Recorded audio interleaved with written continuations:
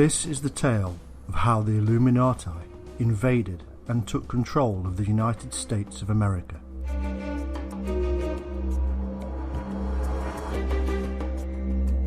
This is the real history of America as you've never seen before.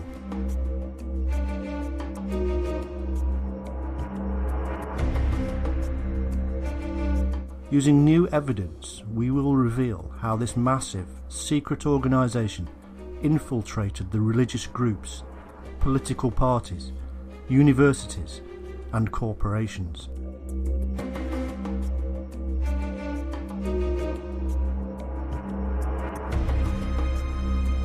How they placed their own people in positions of power and authority.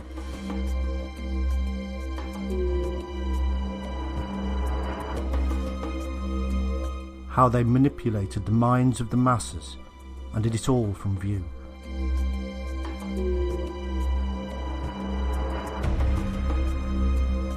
This group embraces what is known as the esoteric, the so-called spiritual truth hidden from the rest of us.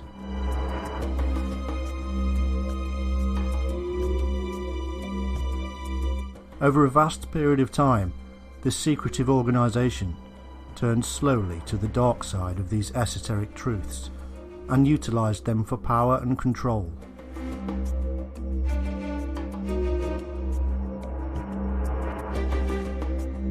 They take their orders from the International Secret Council of Nine.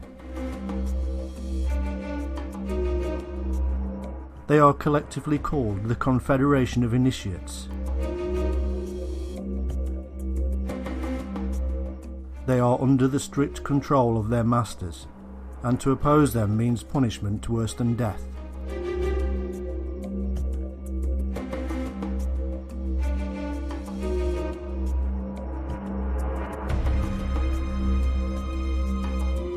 It has been this way for thousands of years, and they are working slowly, but surely, towards their ultimate goal of a one-world government, with the Nine in control.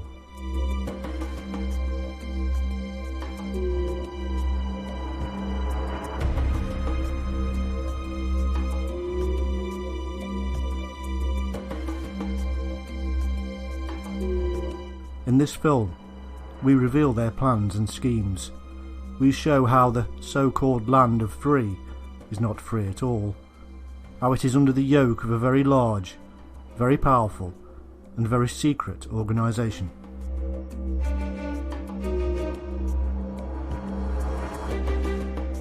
This is the Illuminati of America.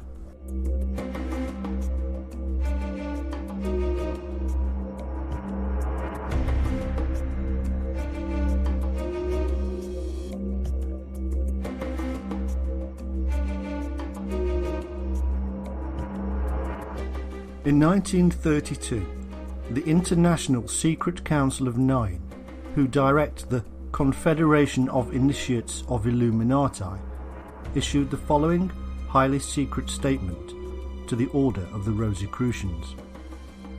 This is the new dispensation, and the work of the spiritual and mystical fraternities must be re-established throughout the world, so that all peoples may be taught the law and thereby enabled to apply it towards universal improvement as the only means of saving mankind.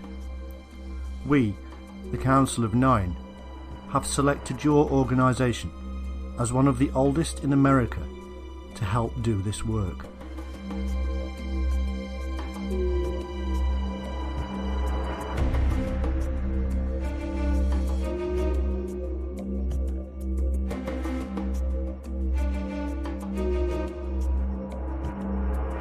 This must be brought about in such a manner that there can be no question of personal self-interest. May we suggest that you select as your method that of the pre-Christian Essenian order in which Jesus was trained, accepting in good faith all students who apply on an absolutely free will basis, instructing them in the ancient manner and permitting these students to compensate you on an exchange basis.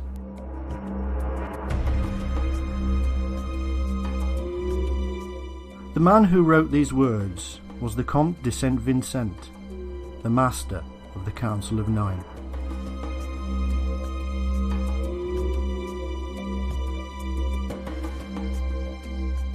This small section reveals a great many things. Firstly, that the Order of the Rosicrucians did indeed come under the rule of the Illuminati.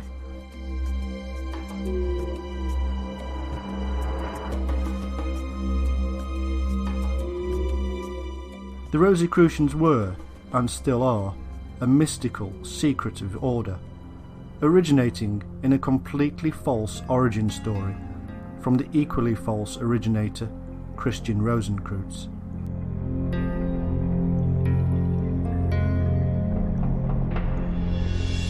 It was in fact an organisation created by the Illuminati to gather in believers and initiates.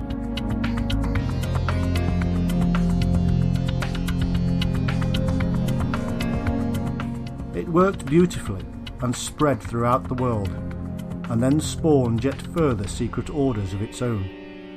This, indeed, is how the web is created, and the real origin long forgotten and hidden.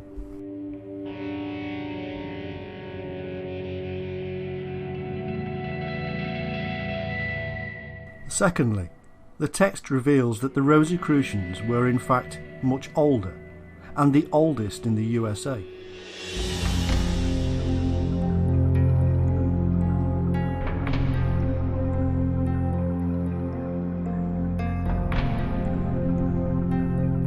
Thirdly, they were to use the old methods from the Essene. These were the Gnostic Jews who wrote all the New Testament and other texts that didn't make it into the Bible. The Dead Sea Scrolls were written by these mystics.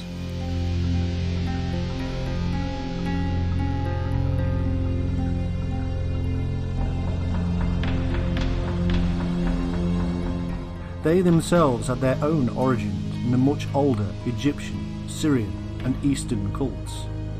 It stretches back many thousands of years.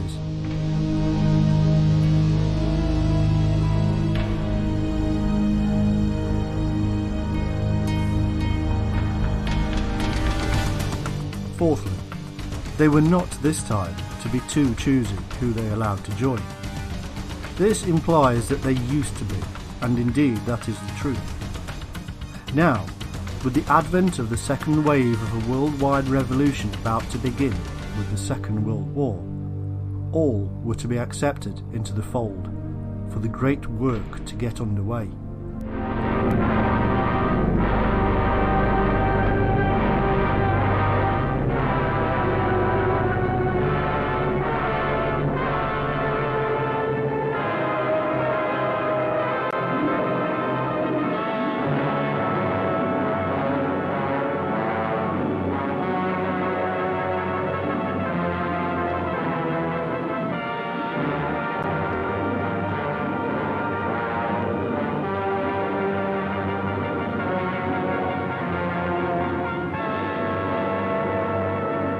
Years of hard training and actual battle experience in Spain and Poland had made the German army look invincible.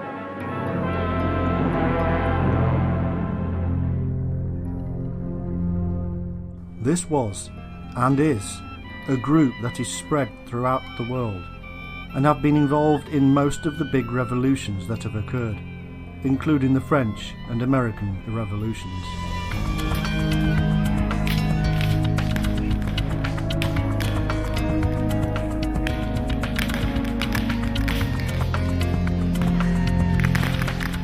Dr. Randolph was a man who investigated the order at the time this text was written.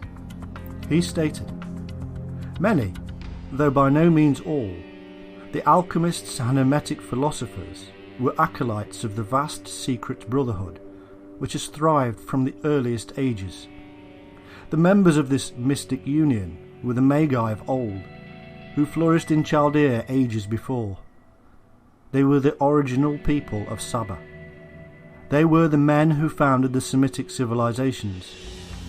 Of this great brotherhood sprung Brahma, Buddha, Lhotse, Zoroaster, the Gnostics, the Essene, and Jesus, who was himself an Essene. preached the sacred doctrine of the fountain of light.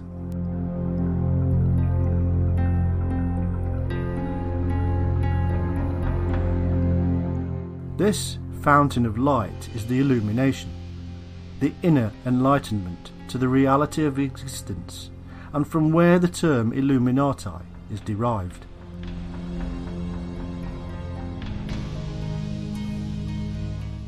He continues, "They were the men who first discovered the significance of fire.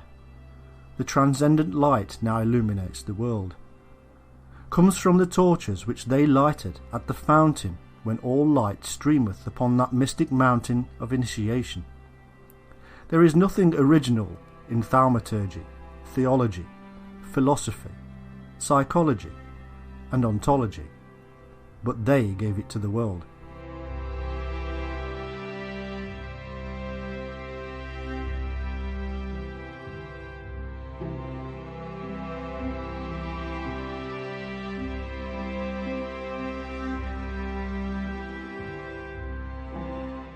Dr. Randolph here reveals the full extent of the Illuminati, that they are secret, spread throughout the world, originated religions, and saw their origin in the illumination of the mind, from philosophy to psychology.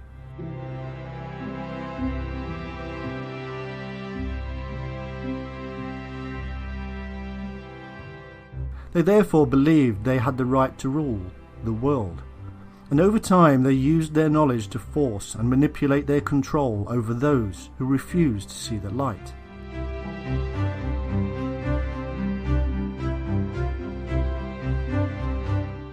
They were right, everybody else was wrong, and their own doctrines stated such, and gave them the right, power, and knowledge to manipulate man.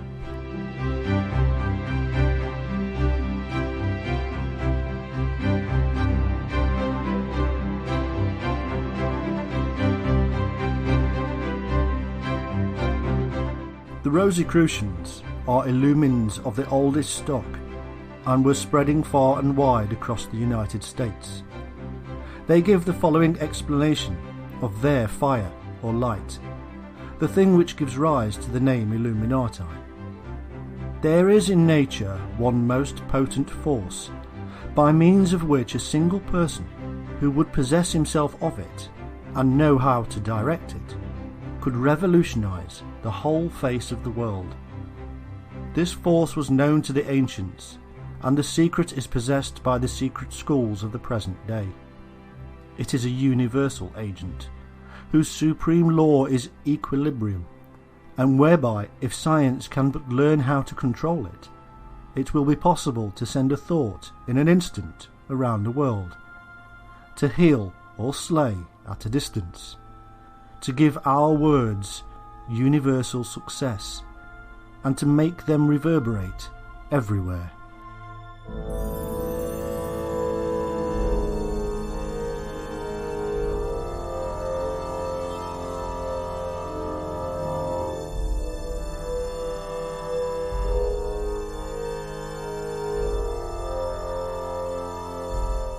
Strong beliefs indeed, and yet we must also realise that these people often speak in parables. They don't always mean what they say.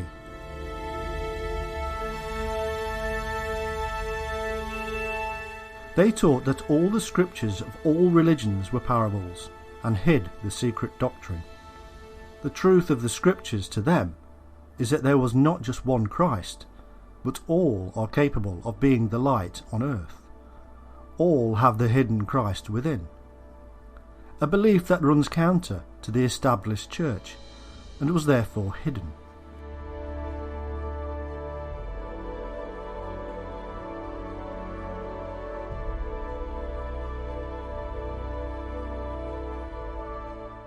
These teachings are in fact spread across all of the secret societies, for all are linked under the web of the Illuminati. All were created directly or indirectly by them.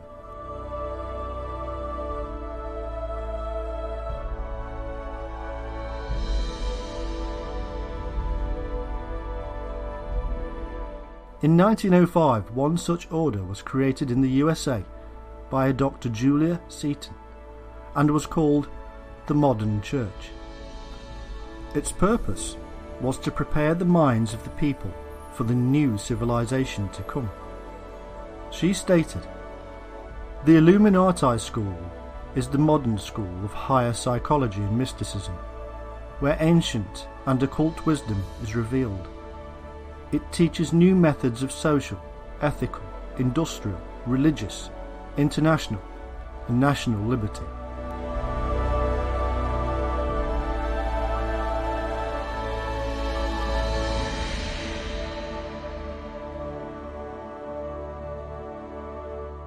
Here is revealed their belief again, that they are higher and therefore above all. They will teach the rest of us about their ways, because obviously we need to know.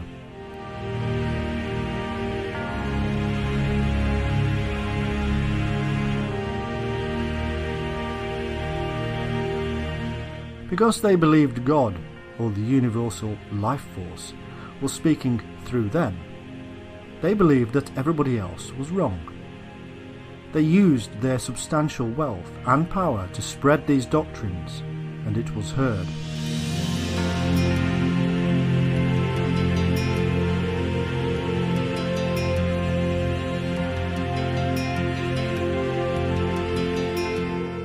They called mankind to join them. Anybody who did not was obviously not listening to the voice of the universal spirit within them. Those who heard the call and joined were chosen, special. Similar doctrines we would hear again at the dawn of the Second World War.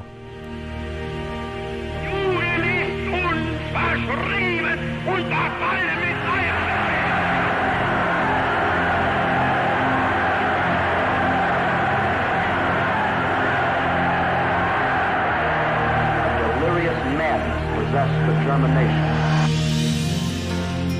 Man, they said, was not part of God, nor a creation of God, but the universal intelligence, or cosmic spirit, itself.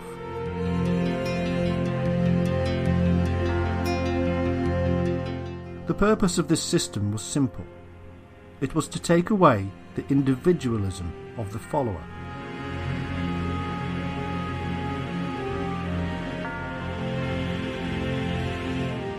He was to listen only to the cosmic spirit, and not his own reason.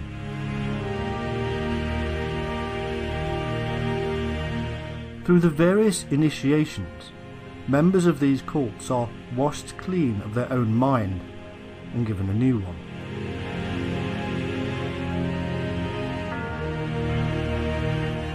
They are broken and rebuilt. It is a very old method of creating an army. Their new civilization was not to be one of light at all. It was to be one of the master and blind servant.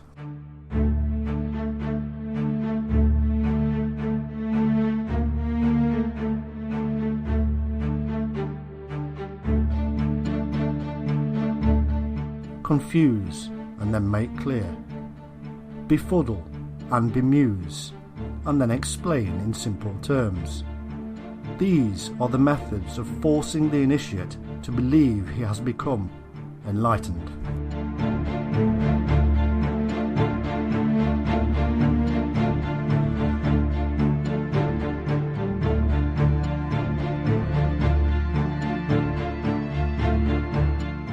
By 1925, a new messiah was launched upon the Americans. He was a Russian by the name of Nicholas Roerich, a painter, philosopher, and supposed scientist. In Russia, he had achieved greatness and was adored by many. He was then invited to the USA.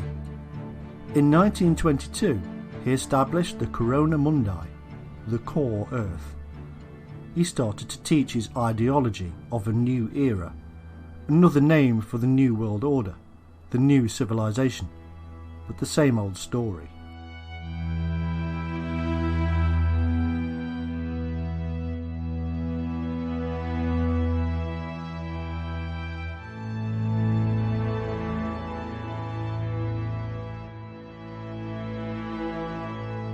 He became so popular that his teachings spread outwards around the world. He taught the same old things, that the willpower within is the divine essence and is the answer to all. It was, he said, a creed of a new era of mighty approaching energies and possibilities.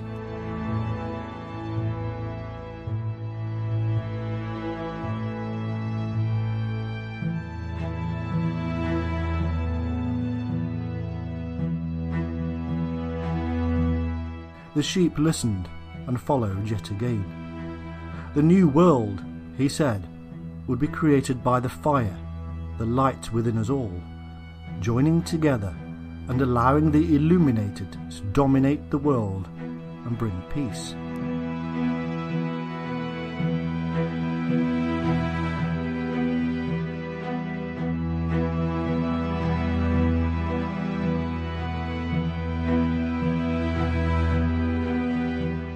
Any who did not listen were simply negatives. The world would be dominated by the Illuminati.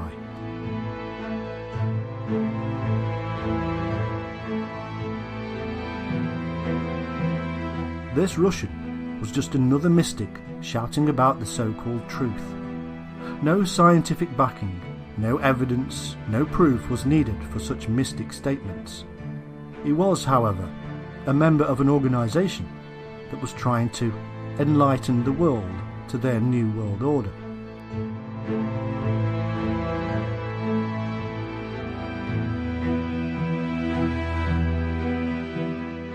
Their light would shine and others be extinguished.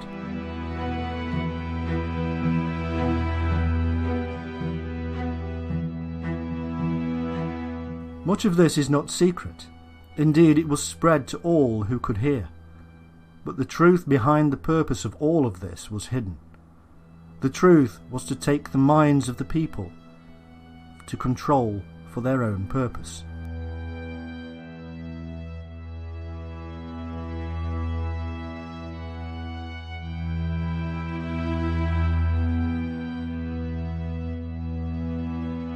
Through people such as Rurik and Madame Blavatsky of the Theosophists, the word was heard and spread into the higher authorities of the land.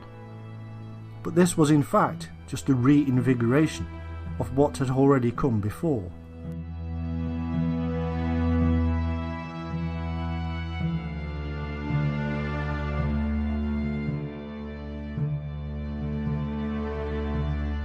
From the moment the first settlers landed in the USA, the message was being spread. The fraternity of the Freemasons was deeply rooted within government, military, religion and commerce.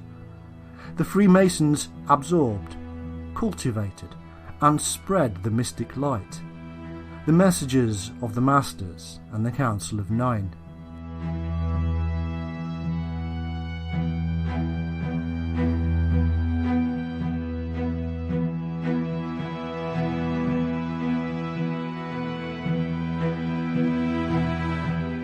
They did not always understand what they were spreading, but they spread.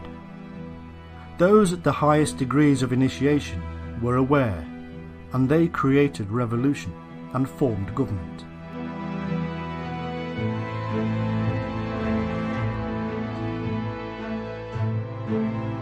These are just ants doing the Master's bidding, the army that is called to revolution, to fight.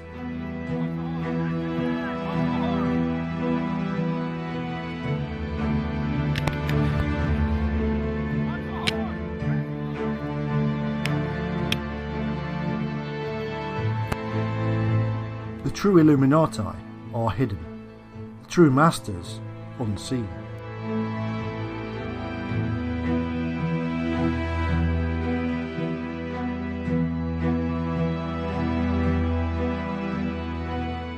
Who were the Masters?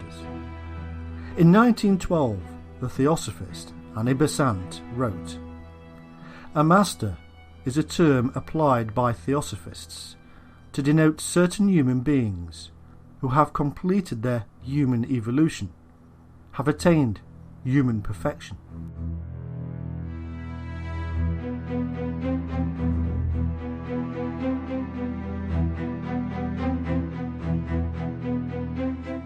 It didn't matter what society or order the followers belonged to, because the masters ruled them all. In reality, the Theosophists and the Rosicrucians were linked under the group of esoteric men we generally term the Illuminati.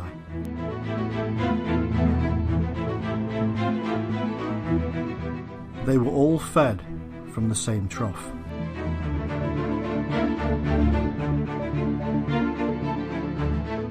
This hidden group were known to the various groups as the Hierarchy of Light, the Elder Brothers.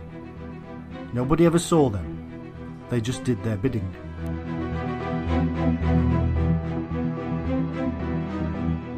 Under these men were the 7 masters of the Great White Lodge. These had their hands on the reins of government. They controlled whole continents. They guided destinies, inspired statesmen and rulers to action, governed over many orders and groups. Each master had a name, for there was no face. Jupiter, Moria, Humi and more. The history of one of them was known, even if his real name and location was not. He had been educated at a British university, was widely read, and was in charge of revitalising the ancient philosophies.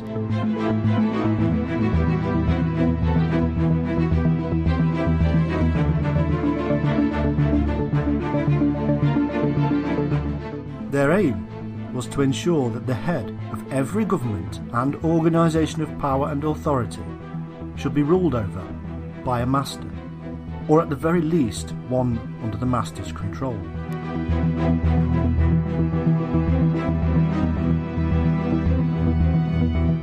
They were to gather in anybody who showed an interest in seeking the Force.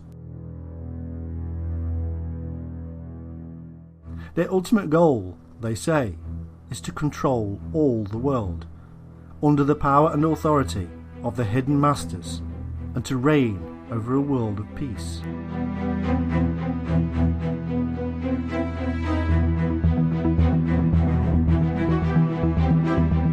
Only by ensuring that all human minds succumb to the will of the light or fire will true peace come about. All must do the master's bidding if there is to be peace in the world.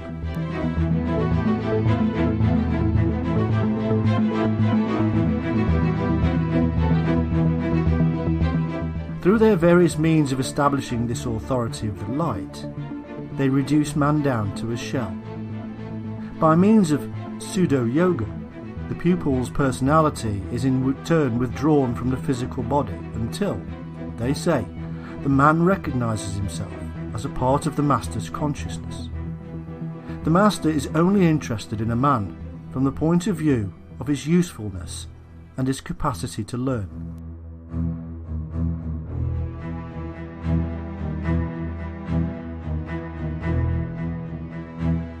These are their own words. They even tell us how the forces are used to enable this control. They use, as all cults have throughout time, rhythmic sounds, words and phrases, music, dance and meditation.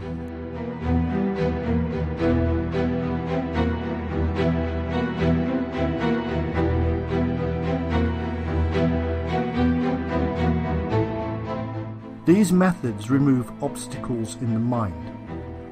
The rhythmic nature, they say, allows true nature to flow.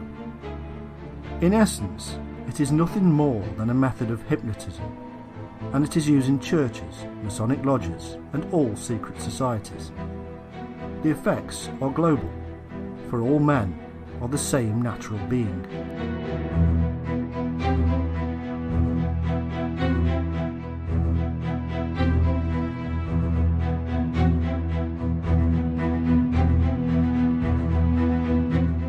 In the early 20th century, the Rosicrucians and Theosophists of America set out their stall. They had a plan, given to them by the masters.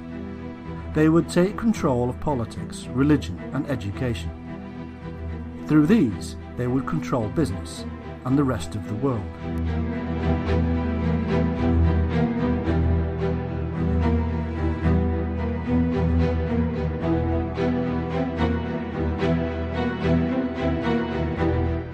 America, by the time they had finished, would be the world dominant power.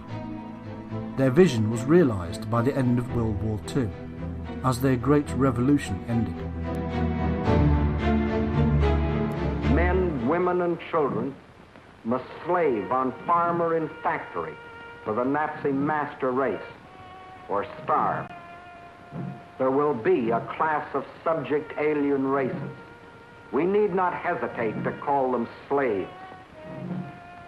French children were to grow up on such inadequate food that many would reach the age of 12 before they grew new teeth. And for any attempts to protest against these restrictions, thousands of innocent French civilians would be executed.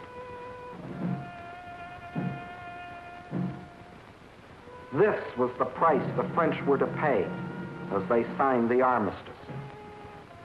And the master of the master race must go to Paris to tour the streets of what was once the City of Light. You notice no cheering crowds here to welcome in the new order.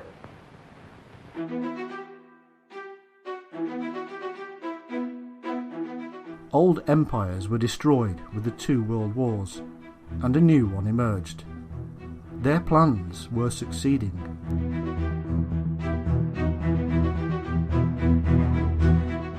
In 1864, revolutionary writer Maurice Joly wrote, "Before thinking of actually directing the public, one must stun it, dazzle it by all sorts of movements, mislead it insensibly in its ways." They did stun the world with 2 dreadful world wars, which were nothing more than revolutions, no different to the French and American versions, which they also set in motion through their secret societies.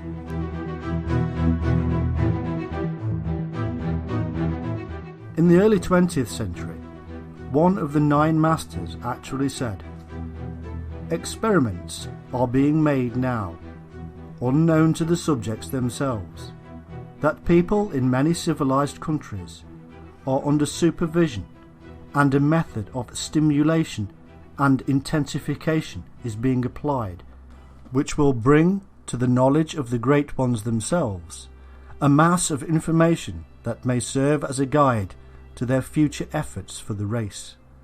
Especially are people in America, Australia, India, Russia, Scotland and Greece being dealt with. A few in Belgium, Sweden and Austria are likewise under observation. Schools have already been started. When they are firmly grounded, when they are working smoothly and with public recognition, and when the world of men is being somewhat coloured by them, when they are producing scholars, workers, politicians, scientists and educational leaders who make their impress on their environment, then mayhap will come the true occult school."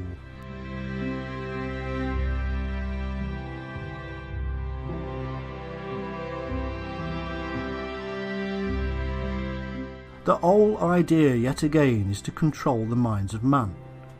The control is so complete that in their own words, the initiate cares not if he loses friends, relations, children, popularity. He cares not if he seems to work in the dark, and is conscious of little result from his labours. By 1927, they were claiming that we are witnessing the birth of a new world consciousness, of a world civilization. Old traditions are being broken down, old customs destroyed. There must be anarchy before there can be creation.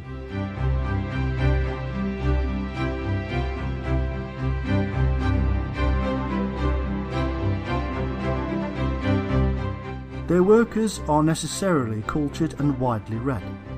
They do not regard their country and political affiliations as of paramount importance. They are equipped to organise, slowly and steadily, that public opinion. The biggest work for them, they predicted, was to be the mid-1930s. It was to be the time of anarchy before the calm.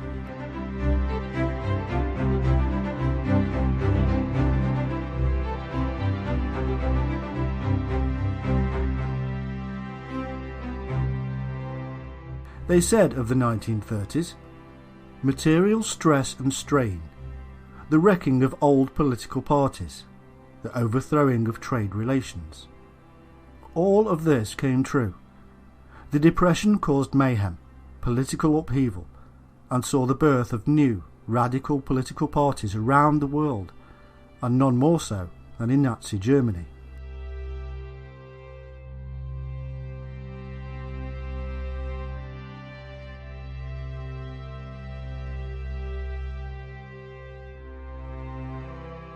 All of this was needed, they said, to demonstrate the necessity of establishing a spirit of international dependence and interrelation, so that the nations would be politically forced to realise their isolation, separateness, and the cultivation of national egoism must go.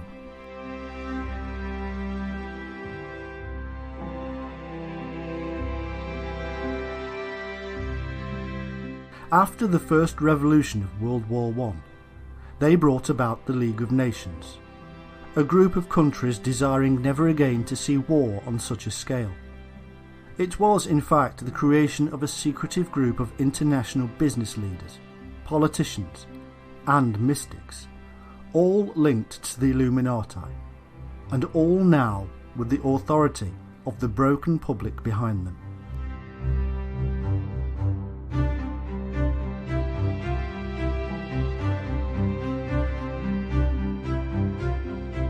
Phase 2 would be started by these same people in the 1930s, as Hitler was founded, funded, and sent on his merry way to create mayhem.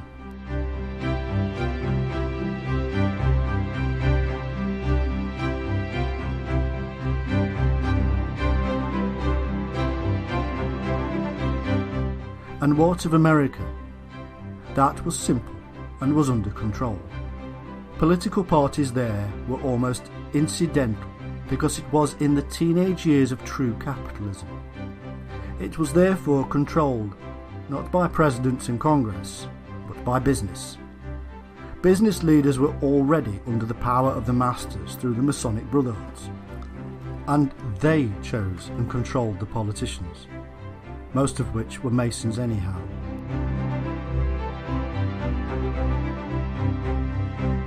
The Masons were directly under the influence of the masters. Job done. The fate of the world was sealed. Anarchy was set in motion. The USA sat back, grew in power, and watched and waited.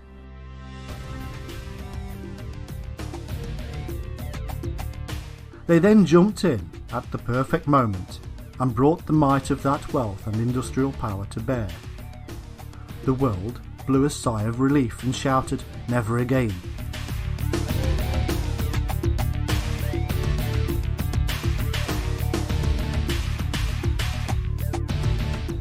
The United Nations was formed, blame attributed, and man moved on. In a few short years, a disparate world had been forced to join together at the same table. It was unprecedented. It was predicted. It was planned.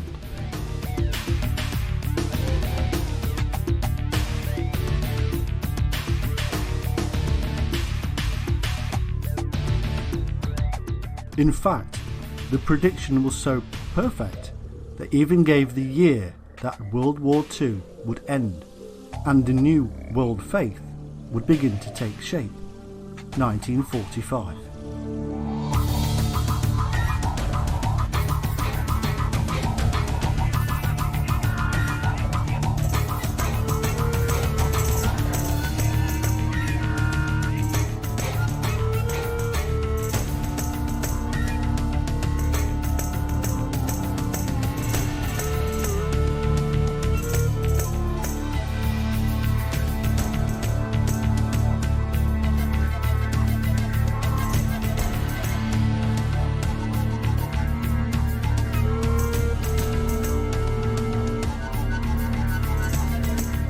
The United States was called the New World for a good reason. It was to be the place from which the New World Order would be created. This plan was centuries old. The old world of Europe, its monarchies and religions, would be left behind, and the enlightened minds of the United States created.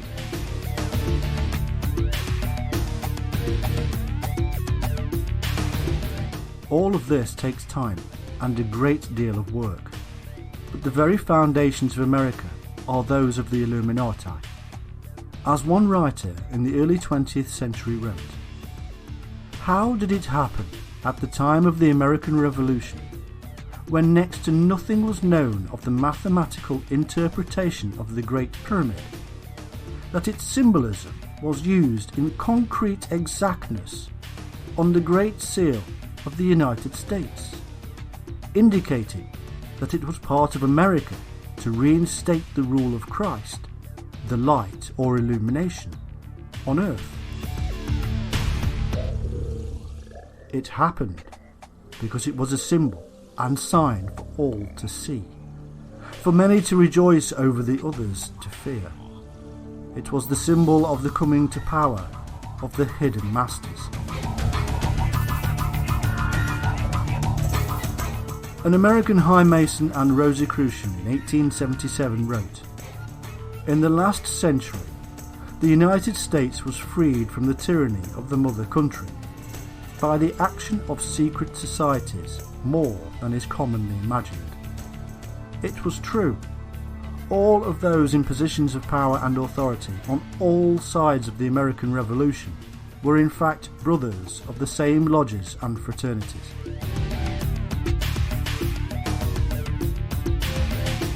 They even held meetings between political enemies of brothers on the battlefields. It was all staged.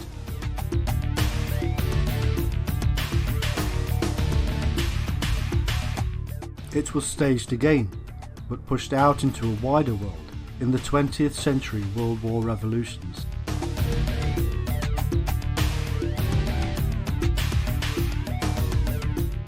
This is what the Illuminati said in the 1920s.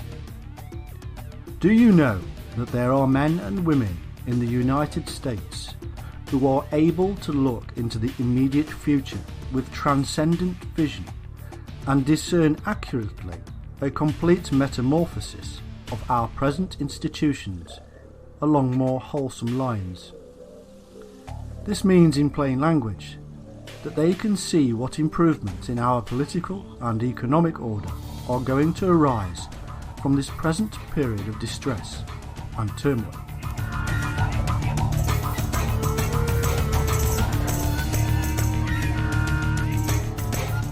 They see these improvements crystallizing between 1933 and 1945, both dates written large on the Great Pyramid Prophecy.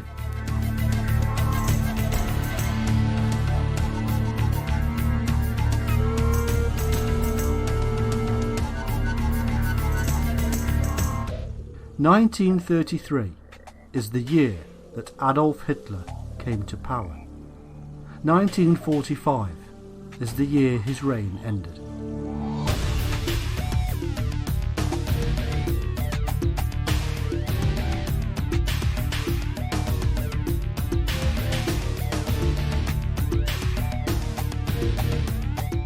It had all, in fact, been going on a long time. Often, the politicians are completely unaware of it and are just pawns in the bigger game. Other times, they fully know and cover up.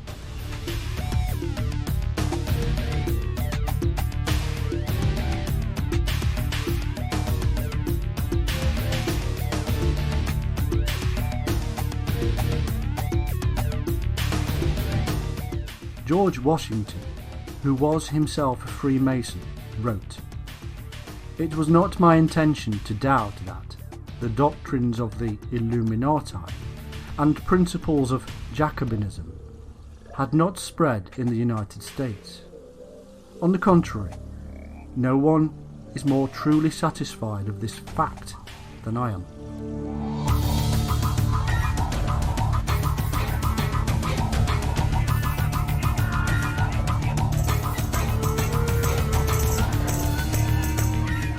There has always been two sides to the Illuminati movement.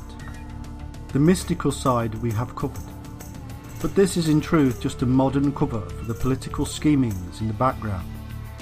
In the 18th century, when the name Illuminati surfaced, the political clubs were called Jacobin clubs, seen by many as aristocratic groups fostering followers. Today, their direct descendants are known as the Council on Foreign Relations, the Trilateral Commission, the United Nations, and more.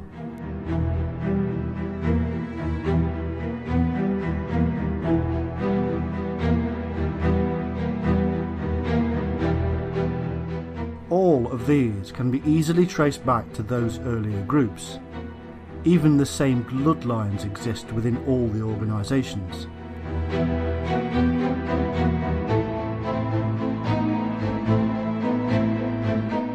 They plan and scheme and throw up congressmen, senators and presidents and place them where they are needed.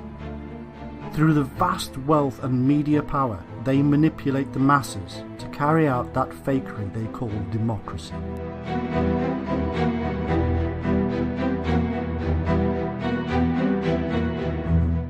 There are several well-known and often covered names involved in all of this. The European financier family that had huge influence is the Rockefeller family. David Rockefeller founded the Trilateral Commission and was a co-founder of the Council on Foreign Relations. The family tree reads like an Illuminati greatest hits album. Through just the minor work of this one family, a grand unification has taken place. Countries of the world have been brought together under the powerful influence of just one head.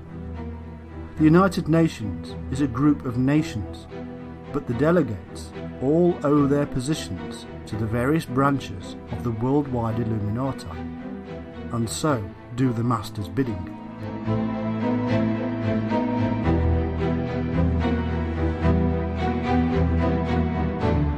What the Illuminati cannot make happen through influence, they bring about through revolution. The United States was the major game player in World War I and II. Woodrow Wilson's 14-point plan after World War I held within it a veiled attempt to get all nations to surrender to their sovereignty.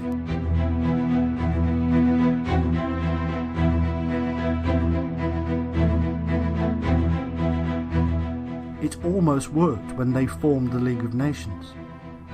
However, the US never actually joined itself. It didn't really matter, because World War II was already under planning stages, and the Council on Foreign Relations was created behind the scenes.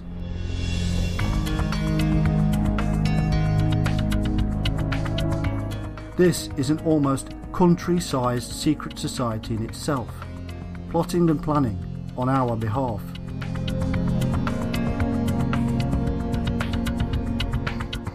Most of the members have bloodlines that stretch back to the early days of the Illuminati and royal houses of Europe. The rest are high-powered businessmen and other such people in positions of vast power.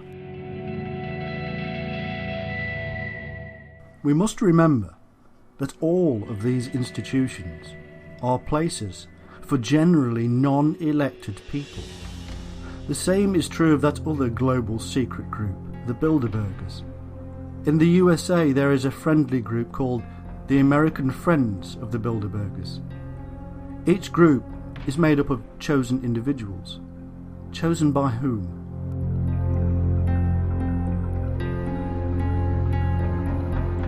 Somebody here has the power to choose people who already have amazing power.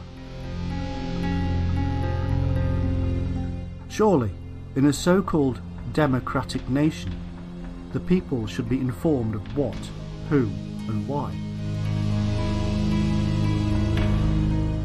The Bilderberger is made up from the world of international banking political circles, and business, and professional people.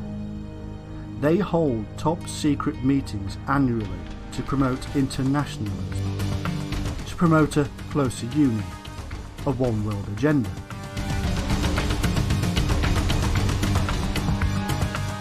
And it is fully American endorsed, with a host of politicians, scientists and business leaders from the USA attending.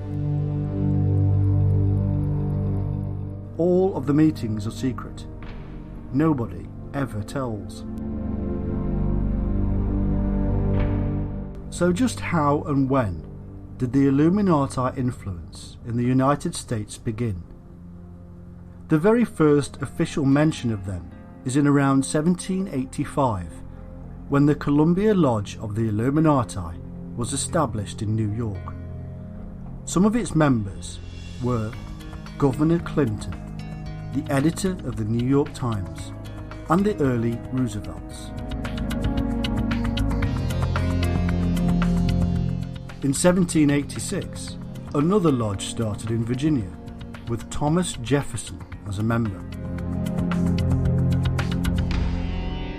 This was followed quickly by 14 more lodges throughout the then 13 states.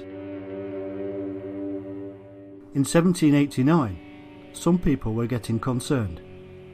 The president of Harvard issued a warning about their growing influence on politics and even religion. At the exact same time, the French Illuminati came to pay a visit and helped to spread it even further.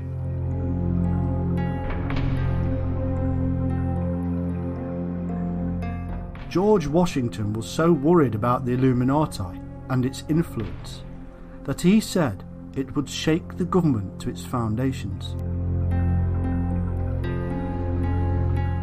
Both Washington and Adams lobbied Congress to protect the US from conspiracy.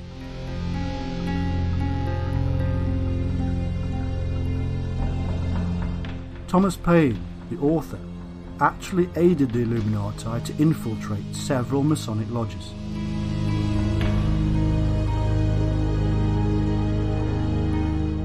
By 1798, the Reverend Jedediah Morse in Charleston, South Carolina, preached a sermon about the Illuminati.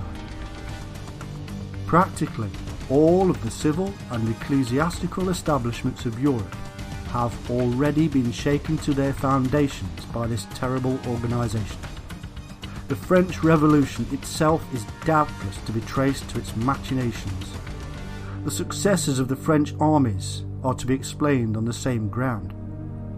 The Jacobins are nothing more nor less than the open manifestation of the hidden system of the Illuminati.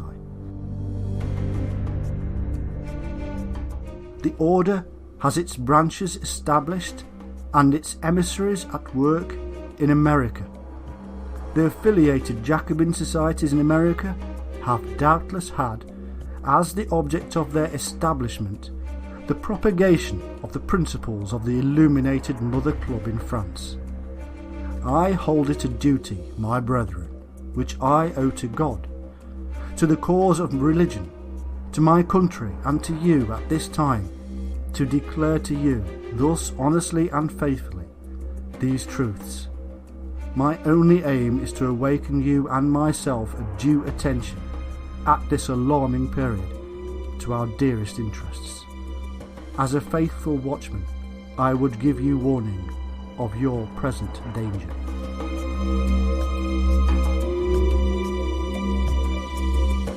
In the same year, the president of Yale University said, "Shall our sons become the disciples of Voltaire and the dragoons of Marat, or our daughters the concubines of the Illuminati?"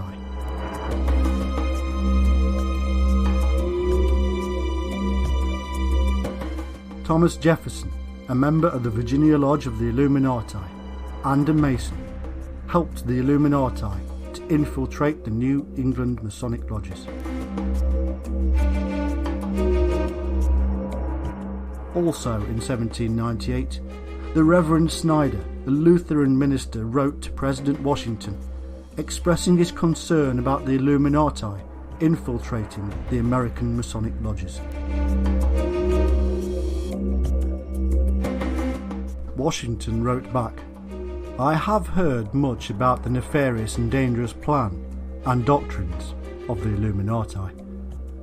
Shortly before his death, Washington issued 2 dire warnings about the Illuminati.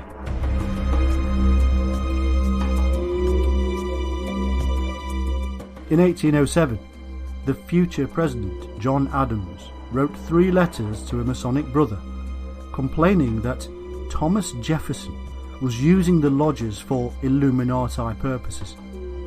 The letters have been stolen and never seen since. He also wrote to Washington and others saying that lodges were being used by Illuminati for their satanic worship.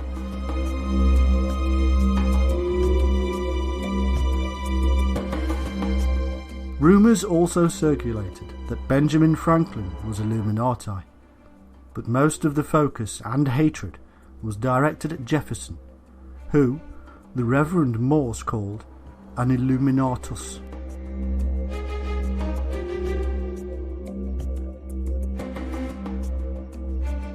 In 1812, the president of Harvard gave the following speech: "There is sufficient evidence that a number of societies of the Illuminati have been established in this land of gospel light and civil liberty, which were first organised from the Grand Society in France. They are doubtless secretly striving to undermine all our ancient institutions, civil and sacred. These societies are closely leagued with those of the same order in Europe. They have all the same object in view. The enemies of all order are seeking our ruin. Should infidelity generally prevail, our independence would fall, of course. Our republican government would be annihilated."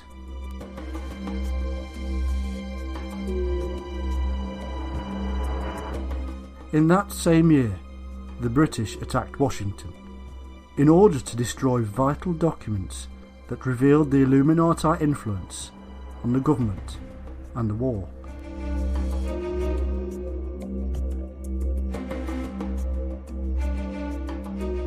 In 1829, the British Illuminati were giving speeches in New York. Frances Wright spoke for the Women's Auxiliary of the Illuminati on free love and atheism. She spoke of the international secret movement that was working behind the scenes to foment future wars, to bring about the one world agenda. Indeed, they were called the Communists before communism. It was the plan, she said, to create mayhem, so that the members of the Illuminati were seen as the saviours and bring peace.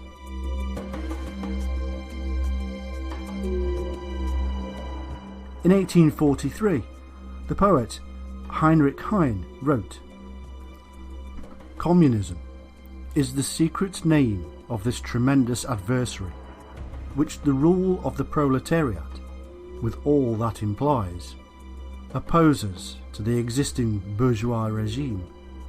Communism is nonetheless the dark hero, cast for enormous, if fleeting role in the modern tragedy, and awaiting its cue to enter the stage."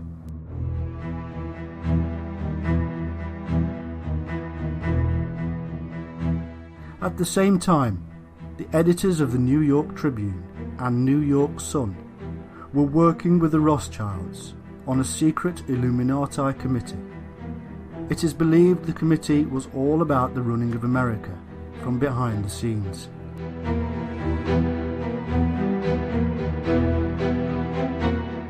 In 1841, Clinton Roosevelt wrote a book outlining plans for the New Deal and National Recovery Act, both of which would not even be realised for another 100 years under Franklin D. Roosevelt.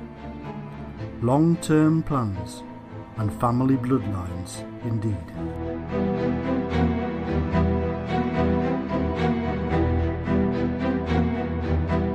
In 1835, the Illuminati set up yet another front organisation called the Loco Foc Party. It was used over a period of 10 years to influence other political parties and institutes many of the socialist ideals that conservatives still hate to this day.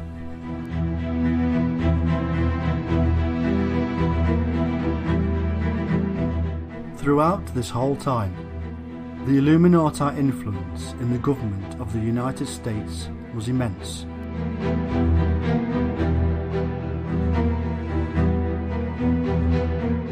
From the Constitution to the political structure, it was a massive political influence, and still is.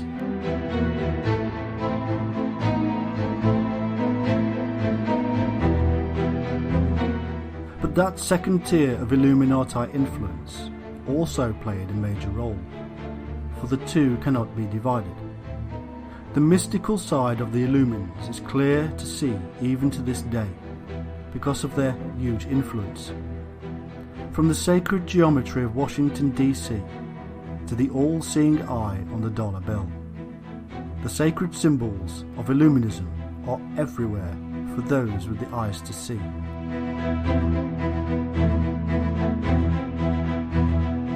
In essence, the history of the Illuminati in the United States cannot be divided from the rest of the world, because it is all about the creation of a new world, and the Americas play a vital role in that grand plan. They started many thousands of years ago in the mysterious cults of Syria and elsewhere.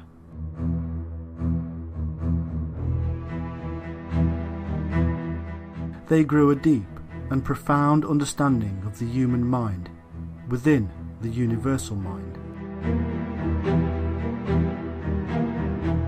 The man in matter, the spirit in nature.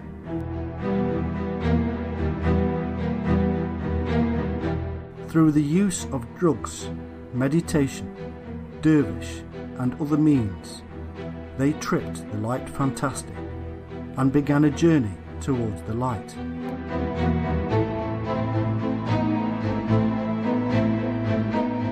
Along the way, greed and desire for power stepped in and turned the knowledge gained towards the dark side.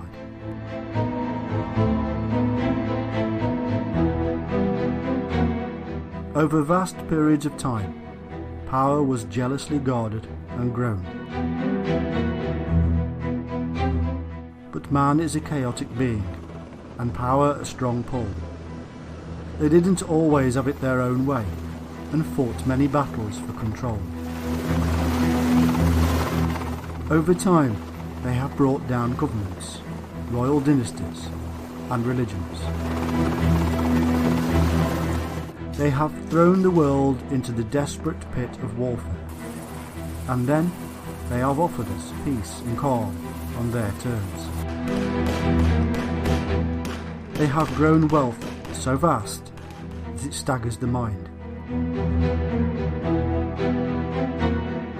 Nobody now is in a position to truly fight them, or has enough knowledge to truly reveal them. That is why they are the enigma we know as the Illuminati.